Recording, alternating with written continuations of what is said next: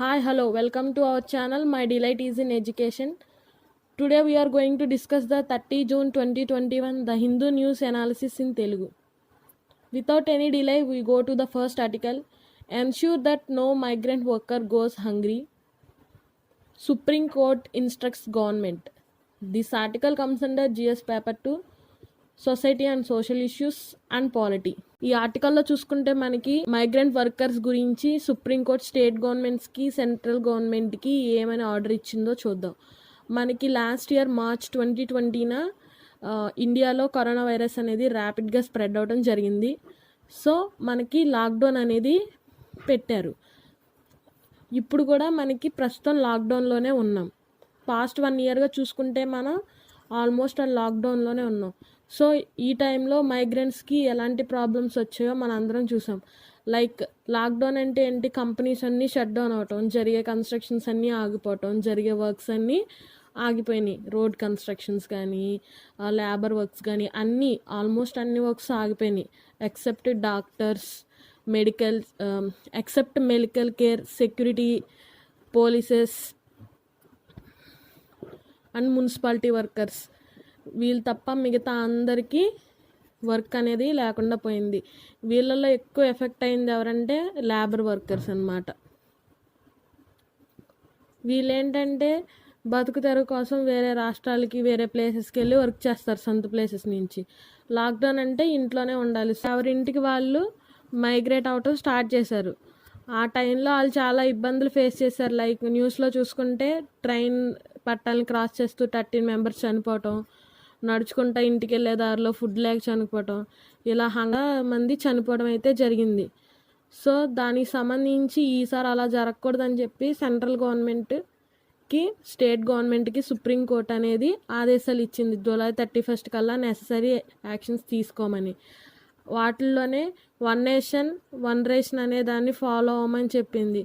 ఎందుకంటే ఈ లాక్డౌన్ టైంలో కొంతమంది వర్కర్స్ అక్కడే ఉండిపోవటం, కొంతమంది అటు నుంచి ఇటు మైగ్రేట్ అయ్యే సమయంలో వాళ్ళకి ప్రాపర్ రేషన్ కార్డ్స్ లేక ప్రధాన్ మంత్రి గరీబ్ కళ్యాణ్ ఆవాస్ యోజన నుంచి వచ్చే సబ్సిడైజ్డ్ గ్రెయిన్స్ అనేవి వాళ్ళకి అందట్లేదు. సో అలాంటిది ఏం లేకుండా 1 నేషన్ 1 రేషన్ అనేది ఇవ్వమని అండ్ సొసైటీ కిచెన్స్ పెట్టమని చెప్పడం అయితే జరిగింది. సొసైటీ కిచెన్స్ అంటే ఒక ఏరియాలో హ్యూజ్ అమౌంట్లో ఫుడ్ అనేది వండించి అక్కడ ఉన్న వాళ్ళకి సప్లై చేయడాన్ని సొసైటీ కిచెన్స్ అంటారు. మన సొసైటీ కిచెన్స్ అనేవి ఇలా గవర్నమెంట్ వర్క్లోనే కాకుండా రిలీజియస్ వేలో కూడా చాలా సొసైటీ కిచెన్స్ అనేవి ఉన్నాయి. అలాంటి సొసైటీ కిచెన్స్ ఏమున్నాయి ఏంటనేది మీరు కనుక్కుని నోట్ చేసుకోండి. ఇది నేను మీకు ఇచ్చే టాస్క్. సో ఇలాగా సొసైటీ కిచెన్స్ పెట్టమని, 1 రేషన్ 1 నేషన్ పెట్టమని అండ్ జూలై 31 కల్లా ఎలాంటి యాక్షన్స్ తీసుకుంటున్నారో వాటి గురించి చర్చలు జరిపి నెససరీ యాక్షన్స్ తీసుకోమని ఈ కోవిడ్ విషయంలో మైగ్రెంట్స్ మీద అని సుప్రీంకోర్టు సెంట్రల్ గవర్నమెంట్కి స్టేట్ గవర్నమెంట్కి ఆదేశాలు ఇవ్వడం అయితే జరిగింది. This was regarding this article. Now we are moving to next article. Monsoon session likely from July 19 to August 13. This article comes under GS paper 2 polity and ప్రిలిమ్స్లో ఈ టాపిక్ వచ్చి ఇంపార్టెంట్. Monsoon session. మాన్సూన్ అంటే మనకు వచ్చే వర్షాలు, Geography అనుకోకండి. ఇది మన పార్లమెంట్కి సంబంధించిన ఒక సెక్షను. సెషన్స్ అంటే ఏంటి, అందులో మాన్సూన్ సెషన్స్ అంటే ఏంటి అనేది మనం ఫర్దర్గా చూద్దాం. ఫస్ట్ ఈ ఆర్టికల్లో ఏముందో చూద్దాం. Monsoon session likely from July 19 to August 13. Government అయితే డేట్స్ అనౌన్స్ చేసింది మాన్సూన్ సెషన్కి. అది కూడా జూలై 19 నుంచి ఆగస్ట్ 13 మధ్యలో జరిగిద్దని చెప్పడం అయితే జరిగింది. ఈ మాన్సూన్ సెక్షన్లో మనకి 20 సెషన్స్ ఉన్నాయి. సో ఏవేవి ఎప్పుడు జరుగుతాయి అనేది మనకి ఫర్దర్గా తెలుస్తుంది. అయితే ఈ ఆర్టికల్లో మెయిన్గా దేని గురించి రాశారంటే ఎగ్జిస్టింగ్ COVID-19 ప్రోటోకాల్స్ అనేవి అప్లై అవుతాయా, అప్లై అవ్వవా ఈ సెషన్లో అనేది టాపిక్.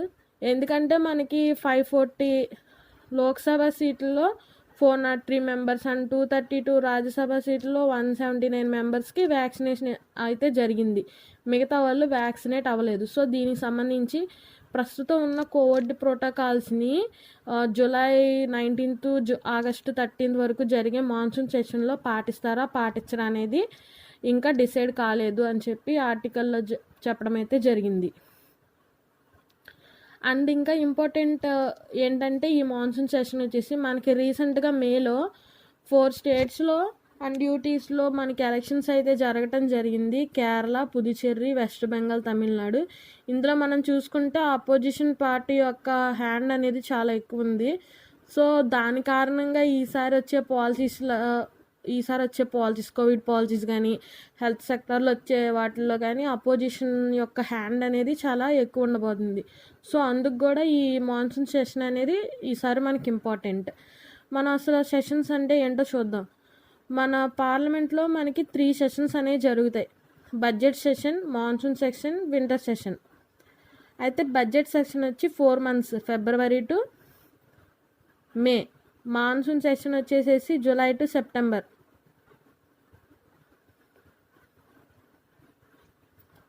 వింటర్ సెషన్ వచ్చేసి నవంబర్ టు డిసెంబర్, 2 months వస్తుంది. అయితే ఇప్పుడు మనం చూసుకోబోయేది మాన్సూన్ సెషన్. అండ్ ఈ సెషన్స్ అంటే ఏంటంటే పార్లమెంట్లో రాజ్యసభ, లోక్సభ వాళ్ళు 3 times అనేది మీటింగ్ పెట్టుకుంటారు. అంటే కాంటెంపరీ ఇష్యూస్ గురించి డిస్కస్ చేయడానికి, పీపుల్ యొక్క ఇంట్రెస్ట్ గురించి డిస్కస్ చేయడానికి, పీపుల్ యొక్క ప్రాబ్లమ్స్ గురించి, లాస్ మేకింగ్ గురించి. మనం చూసుకుంటే మనకి 3 ఆర్గనైజింగ్ బాడీస్ ఉంటాయి: లెజిస్లేటివ్, జ్యుడిషియరీ అండ్ ఎగ్జిక్యూటివ్. లెజిస్లేచర్లో మనకి లాస్ అనేవి మేక్ చేస్తారు.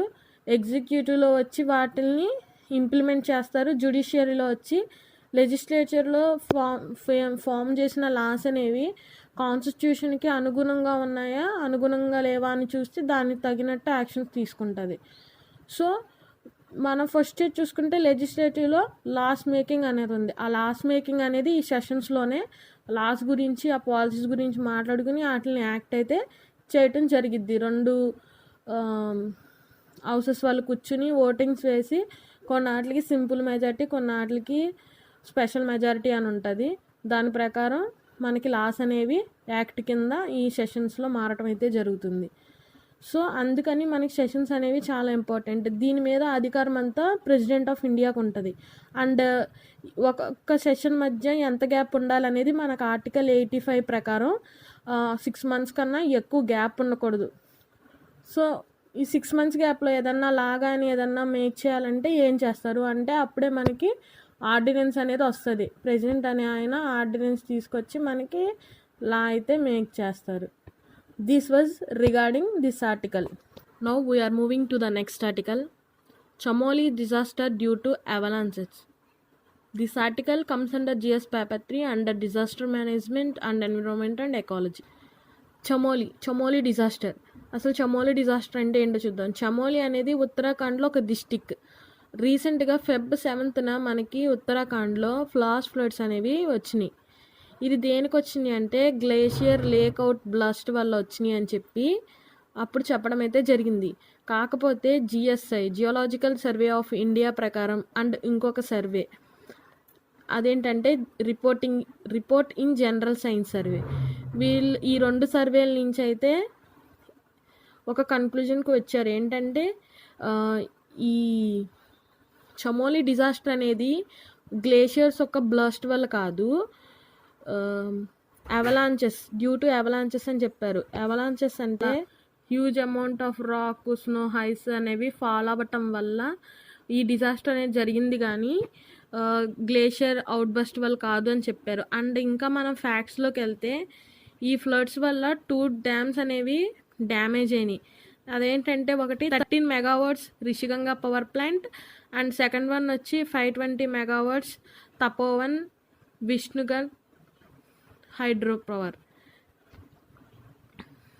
అండ్ ఇంకా ఏంటంటే ఆల్మోస్ట్ 72 members చనిపోయారు, 200 members మిస్ అయ్యారు. ఇదేంటంటే చాలా మాస్, అంటే చాలా హ్యూజ్గా ఈ ఫ్లడ్ అనేది రావటం జరిగింది. ఎందుకంటే పెద్ద పెద్ద రాక్స్, స్నో, ఐస్ ఇవన్నీ ఒకేసారి కలిసి పడడం, అవన్నీ లో ఏరియాస్‌లో ఉండటం వల్ల వాటి ఫ్లో అనేది కిందకుండటం వల్ల ఈ ఫ్లడ్స్ అనేవి చాలా ఎక్కువగా రావటం జరిగింది. చాలా పెద్ద డిజాస్టర్ అయితే జరిగింది. సో, నేను మీకు ఇచ్చే టాస్క్ ఏంటంటే అసలు జియోలాజికల్ సర్వే ఆఫ్ ఇండియా అంటే ఏంటో తెలుసుకోండి. ప్రిలిమ్స్‌లో క్వెషన్స్ వచ్చే అవకాశం ఉంది. This was regarding this article. Now we are moving to the next article. India's value religious freedom, not integration. This article comes under GS paper 2 regarding polity. ఈ article ఏంటంటే రీసెంట్గా ప్యూ Center report అని ఒకటి వచ్చింది రిలీజియస్కి సంబంధించి. దానికి సంబంధించి ఏ రిలీజియన్ ఎలా ఫీల్ అవుతున్నారు అనేది ఈ రిపోర్ట్లో మనం తెలుసుకోవచ్చు. ఇదేంటంటే ఈ survey according to national wide survey on religious attitude, behaviour and belief conducted by Pew Center report. ఈ రిపోర్ట్ ప్రకారం హిందూస్ ఏం చెప్పారంటే 91% of Hindus they are feeling religious freedom and 85% they are saying that they are respecting all the religions and 80% చెప్తున్నారు. But వాళ్ళు ఏంటంటే అన్ని రిలీజియస్ని respect చేస్తున్నారు కానీ వాళ్ళు ఐసోలేట్గా బతకడానికే ఎక్కువ ఇష్టపడుతున్నామని కూడా చెప్పారు. అండ్ మనం ముస్లిమ్స్, క్రిస్టియన్స్ చూసుకుంటే అందులో 89% మంది రిలీజియస్ ఫ్రీడమ్ అనేది ఎంజాయ్ చేస్తున్నామని చెప్పారు.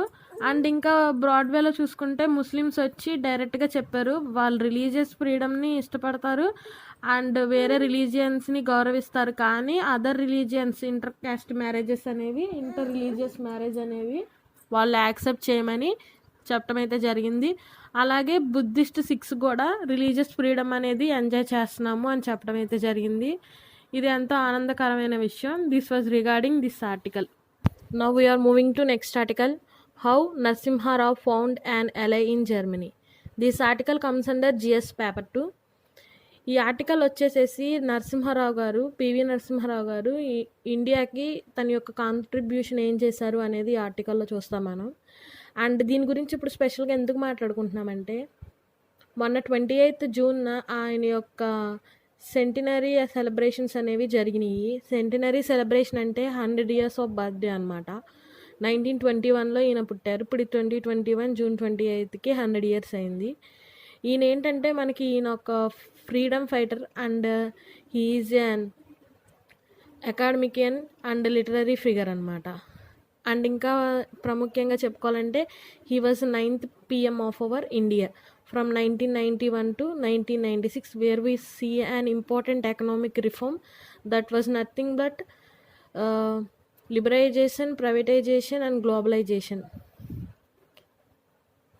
అండ్ ఈయన మన తెలుగులో ఉన్న ఒక ప్రాముఖ్యమైన నావెల్ని హిందీలోకి ట్రాన్స్లేట్ చేయించారు. తెలుగు నావెల్ వచ్చేసేసి 1000 పడగలు, హిందీలోకి దాన్ని సహస్రాపన్ అని ట్రాన్స్లేషన్ చేయించారు ఆ బుక్ని. అండ్ ఈయన టైంలో వచ్చిన ఎకనామిక్ రిఫార్మ్స్ ఏంటంటే ఈయన లైసెన్స్ రాజ్ మీద ఉన్న అన్వాంటెడ్ రిస్ట్రిక్షన్స్ అనేవి తగ్గించారు అండ్ రెడ్ టేపిజం అనేది ఈయన రెడ్యూస్ చేశారు. అండ్ ఈయన వల్ల మనకి ఎకనామిక్ లిబరలైజేషన్ పాలసీ అని రావటం అనేది జరిగింది. అండ్ ఫారెన్ పాలసీలో వచ్చి ఇండియాకి యుఎస్ఏకి మధ్యన ఉన్న కొన్ని శత్రుత్వాలను ఈయన తగ్గించారు. అండ్ ఇప్పుడు మంచి రిలేషన్స్ ఉన్నాయంటే దానికి కారణం ఈయన ఎఫర్ట్సే. అండ్ నెక్స్ట్ వచ్చేసేసి ఇండియాకి ఇజ్రాయెల్కి మధ్యన మంచి డిప్లొమాటిక్ రిలేషన్ అనేది ఉండటానికి కారణం కూడా ఈయనే. లైక్ మనం చూసుకుంటే రీసెంట్గా జమ్మూ అండ్ కాశ్మీర్లో ఉన్న ఇండియన్ డిఫెన్స్ సెక్టార్ మీద పడిన డ్రోన్ విషయం జరిగింది కదా, ఇజ్రాయెల్లో డ్రోన్ మీద మంచి డెవలప్మెంట్ అనేది ఉంది. సో మనకి ఇజ్రాయెల్ నుంచి హెల్ప్ వచ్చే అవకాశం కూడా ఉంది. అండ్ లుక్కిస్ట్ పాలసీ కూడా ఈయనే తీసుకొచ్చారు. అండ్ కాన్స్టిట్యూషనల్ పరంగా ఈయన యొక్క కాంట్రిబ్యూషన్ వచ్చేసేసి కాన్స్టిట్యూషనల్ అమెండ్మెంట్ యాక్ట్ 73-74 తీసుకొచ్చింది ఈయనే. ఇది మనకు తెలుసు పంచాయతీ రాజ్ సిస్టమ్ గురించి, అంటే ఎంపవర్నింగ్ లోకల్ బాడీస్కి రిలేటెడ్ది. And he was called as father of Indian nuclear programmes. And ఈయన సక్సెస్ఫుల్గా separatist movements in Punjab and కాశ్మీర్ని తగ్గించారు. This was regarding PV Narasimha Rao's contribution to India.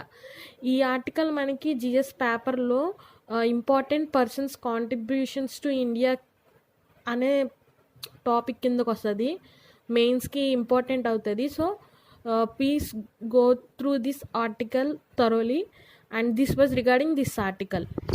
నా సమాచారం కనుక మీకు నచ్చినట్టయితే లైక్, షేర్ అండ్ సబ్స్క్రైబ్ చేయండి.